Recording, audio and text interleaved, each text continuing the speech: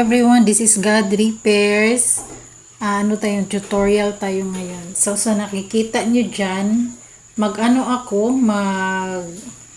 live na, screencast live. So, ayan.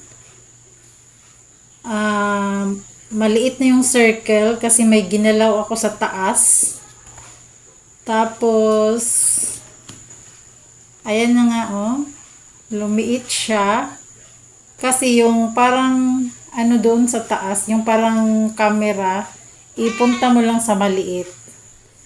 Tapos para hindi ka makita, mo siya, i-touch mo yung camera para ma-cover at makita na lang yung profile mo. Kung hindi mo yung i-cover yung parang camera na pinakauna or video, makikita ka dyan, hindi profile mo. Pero kung touch mo yun, na siya, profile mo ang makikita. So, naka-ready na yung video mo.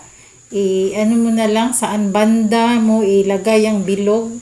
Preferred ko kasi yung maliit na bilog kasi cute siya. So, ganun lang yun. No? Kagaya niyan, malaki. Kasi i-cover ko doon para lumiit. Yan, ipunta mo lang yung parang, itulak mo sa maliit, liliit siya. Ganun lang siya. Pag screencast live, ha.